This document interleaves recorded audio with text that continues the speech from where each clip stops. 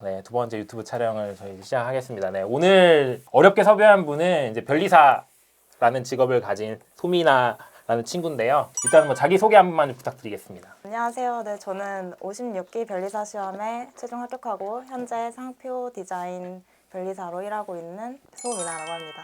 지금 일하신 지는 얼마나 되셨죠? 일한 지는 한 9개월 차 됐습니다. 아, 9개월. 네, 저희는 네. 6개월 실무 현장 수습을 하는데 아. 6개월 수습을 뗀 지 얼마 안 됐고 9개월 차에 접어들었습니다. 아, 그럼 지금 그러면은 어디서 지금 일하고 계세요? 도코멘트 하겠습니다. 아, 진짜요? 아, 왜요? 안 돼요? 도코멘트 할게요.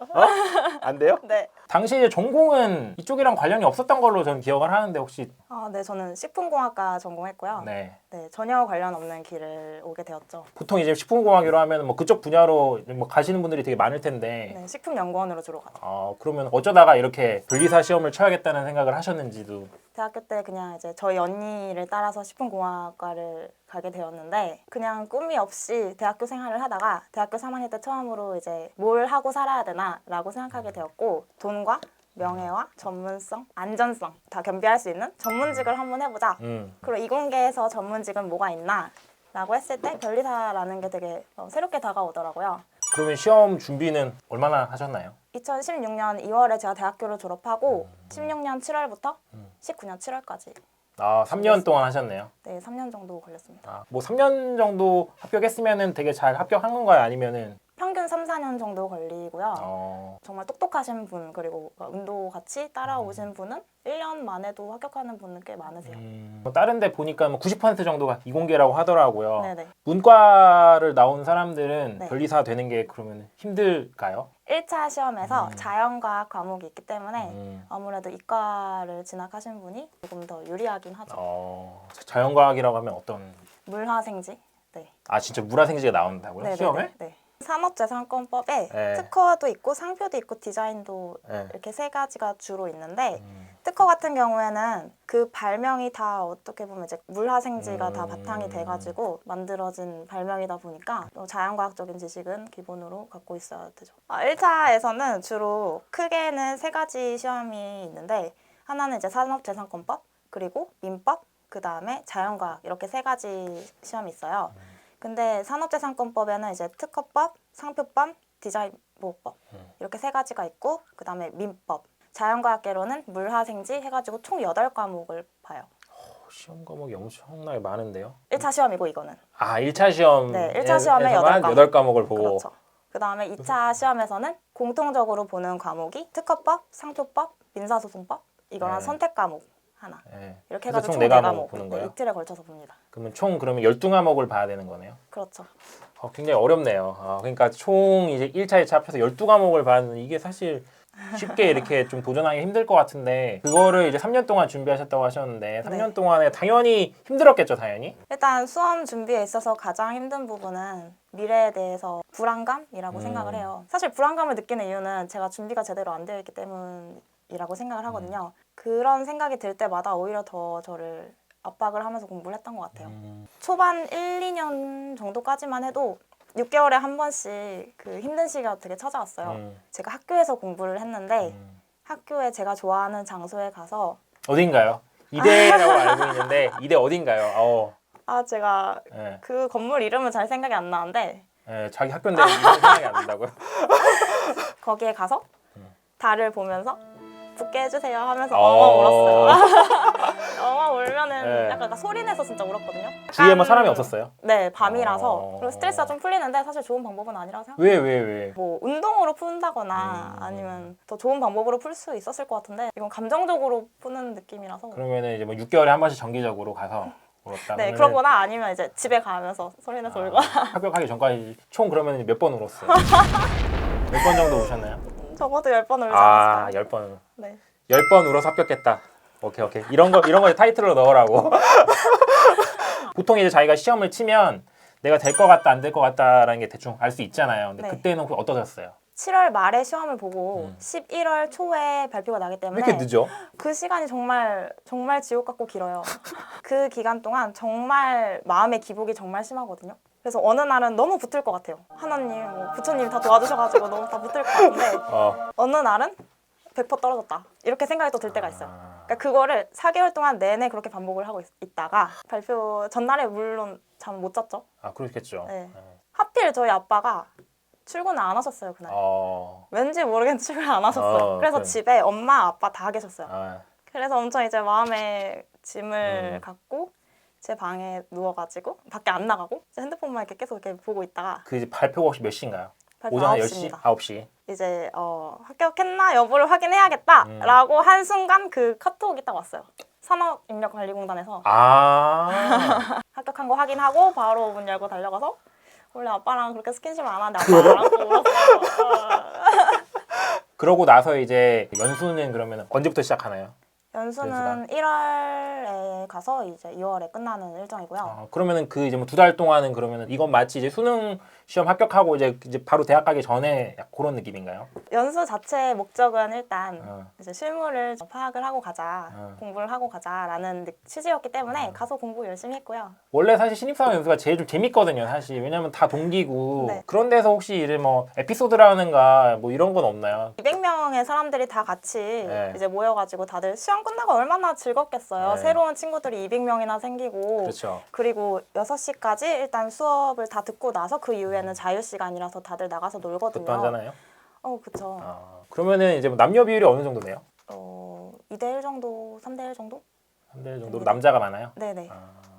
합격하신 분들의 어떤 학력 수준이 어느 정도 되나요? 합격자 분들 이제 분포 보면은 주로 100명 정도가 스카이 출신들 있고 그다음에 이제 그다음 50명이 뭐 서성한 이분들 2대까지. 네. 그 외 50명이 다른 학교 분들입니다.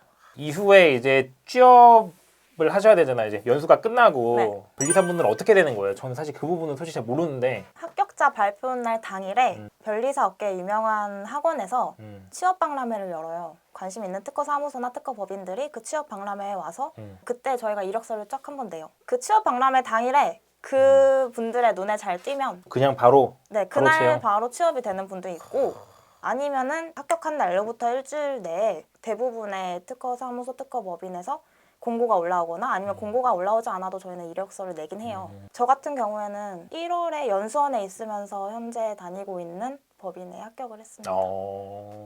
지금 뭐 다니고 계신 데는 어쨌든 간에 좀 만족하시는 거예요? 네, 너무 좋아요.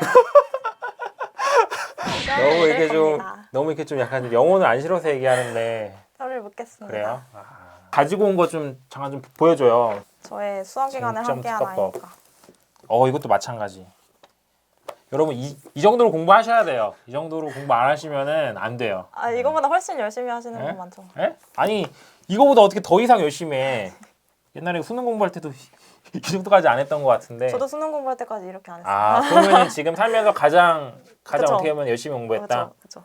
변리사가 되려면 어떤 식으로 공부하는지에 대해서 또 이제 궁금한 사람들이 또 많기 때문에. 일단 1차 같은 경우에는 객관식 시험이기 때문에 주로 그러니까 눈에 바르는 공부를 하라고 많이들 말씀하세요. 그래서 이론서를 하나 이제 잡아놓고 그거를 한 3, 4회 정도 해가지고 이해를 완전하게 다 하면 그 다음에 이제 객관식 문제집을 풀면서 눈에 진짜 바르는 거죠. 눈에서 바른다는 표현을 근데 많이 쓰나요? 눈에서 바른다. 눈에 바른다? 그러니까 워낙 민법 같은 경우에는 양이 워낙 방대하기 때문에 그거를 진짜 하나하나 이해하고 암기를 할 수가 없잖아요. 어느 문장을 읽고 그게 객관식 문제로 나왔을 때 틀린 부분만 찾아낼 수 있도록 공부를 하는 거죠. 그러니까 제가 민법책을 지금 안 가져오긴 했는데 민법책이 진짜 두껍거든요. 그거를 이제 정말 다회독을 하면서 완전히 문장을 다 암기할 필요는 없고 뭐 예를 들어서 뭐 기간 같은 게 3년이라고 적혀 있는데 이걸 4년이라고 고쳐서 나올 수도 있잖아요. 이런 거를 빨리빨리 캐치할 수 있도록 그리고 그 시험 시간이 70분임에 비해서 문제는 40문제이기 때문에 이걸 그러니까 빨리빨리 읽고 틀린 거 아닌 거를 찾아내는 연습이 되게 중요하다고 생각을 해요. 그러면 2차 시험도 그러면 다 객관식인 거예요? 2차 시험은 서술형, 논술형이고요. 네네. 그러면 그거에 대해서는 팁이요? 네, 팁이 없나요? 무조건 암기. 무조건 암기. 네, 무조건 암기. 그러니까 우리나라 교육이 이래서 안 되는 거야. 무조건 암기. 주입식 교육의 문제 아닌가요? 물론 암기? 이해가 선행이 된 후에 암기가 되어야 하는 거고 그리고 특허법, 상표법 같은 경우에는 그 1차 과목이랑 겹치기 때문에 1차를 합격할 사람이라면 이해는 다 선행이 된 다음에 2차에서는 이제 암기만 하면 돼요. 왜냐면 이거를 1차에서는 그냥 바르기만 했는데 눈에 이제 이거는 써내려가야 되니까 암기가 선행이 돼야 되고 네, 암기 때문에 많이 고생을 했죠. 올해 3월부터 지금 근무하셨죠? 네, 2월 말부터 네, 했습니다. 2월부터 했는데 지금 이제 한 9개월, 10개월 정도 된 것 같은데 어떤 일을 하시는지. 저는 이제 상표 디자인 관련해서 일을 하고 있고요. 네. 고객의 상표권 그리고 디자인권을 이제 취득을 해서 그걸 보호해주는 역할을 하고 있고 분쟁에 있어서 이제 정리해주는 역할을 하시는 건가요? 변리사분들이? 저희는 고객의 편에 서죠. 저희의 고객의 편. 그분들이 이제 출원에서부터 등록까지 일단 관리를 해주고 등록 후에도 어떤 법적 분쟁에 휘말렸을 때 그걸 잘 그러면은 어떻게 보면은 변리사랑 변리사랑 대치하는 경우도 많겠네요. 이제 저쪽 변리사랑 네, 우리 그렇죠, 변리사랑. 그렇죠. 네. 지금은 동기지만 나중 되면 이제 적으로 만날 수도 있는 거잖아요. 어떻게 보면 적이라는 표현은 좀 그렇지만. 하지만 그러니까 뭐 개인적인 감정을 담을 수는 없고 아, 그렇죠. 네, 그렇죠. 법적으로 싸우는 거죠. 그러면 상표권을 확보하려면은 어떻게 해야 돼요? 저한테 어떻게 해야 연락 되는지 주세요. 그거는 맞는데 변리사라는 직업을 가진 사람을 잘 모를 수 있잖아요. 네. 뭐 자기가 직접 뭐 등록할 수도 있는 건가요? 물론 직접 하실 수 있고요. 네. 상표 같은 경우에는 특히나 그 출원하시려는 상표 그 상표를 어느 상품에 사용을 할 것인지 그러니까 지정 상품이라고 하거든요. 지정 네. 상품 또는 지정 서비스업 그거를 같이 선정을 하셔가지고 특허청 사이트에서 직접 출원하실 수 있습니다. 이제 변리사를 통해서 했을 때 네. 이제 자기가 직접 하는 거랑 어떤 차이점이 있는지에 대해서 설명해 주세요. 사업이 좀 커졌다라고 했을 때는 상표권을 되게 많이 등록을 받으시게 될 수도 있잖아요. 네. 왜냐하면 상품이 정말 여러 개가 있을 수 있으니까. 그럴 경우에는 저희가 총체적으로 관리해주는 게 그 업체 입장에서도 편한데 개인 사업자시다라고 하시면 그냥 상표를 직접 출원을 하셔도 상관이 없어요. 왜냐하면 출원 자체가 어려운 건 아니거든요. 특허청 사이트에 가면은 지정 상품, 지정 서비스업에 대해서 고시명칭이 싹 나와 있어요. 그걸 보시고 이제 출원하시면 되는데 그건 어려운 게 아니고 그 다음에 이제 심사관 분들이 얘가 등록을 받을 수 있는 상표인지 여부를 판단을 하시거든요. 그 의견 제출 통지서가 발행이 될 수도 있어요. 그러니까 이게 뭐 다른 상표와 유사하니까 얘는 등록을 받지 못한다. 이런 이제 의견 제출 통지서가 나오게 되면 그때는 이제 일반인들이 법적인 판단이 조금 어려우시니까 다투기 어려우시죠. 그래서 그때는 저희 대리인을 찾으시면 될 것 같습니다. 요즘에 어떤 잡의 어떤 트렌드 그다음에 20대 30대들은 적게 일하고 많이 벌기를 원하는 경우가 많아요. 워라벨이요? 네, 소위 말하는 워라벨. 변리사는 이게 좀 그런 것들이 잘 이게 좀 지켜지나요? 아니면은 네, 이거는 개인적인 역량에 따라서 정말 차이가 있을 것 같고요. 일단 저희는 기한을 지키는 게 최우선이기 때문에 자기가 계획을 잘 짜가지고 빨리빨리 처리를 하면 상관이 없는데 미루다 보시면은 이제 나중에 돼서는 어려울 수도 있겠죠. 그리고 아무래도 저희가 고객의 상표권을 보호해주는 역할을 하다 보니까 고객과의 신뢰가 되게 중요한 것 같아요. 그 신뢰를 지키기 위해서는 정말 섬세해야 되고 꼼꼼해야 되고 세심해야 되고 법과 관련된 거다 보니까 최신 신결이나 판례가 정말 많이 업데이트돼요. 그래서 평생 공부하는 직업인 것 같아요. 유니크한 직업이잖아요. 유니크할수록 연봉도 굉장히 높으실 것 같은데. 변리사 연봉이 1위라는 그 잘못된 통계 자료가 나와 있어요.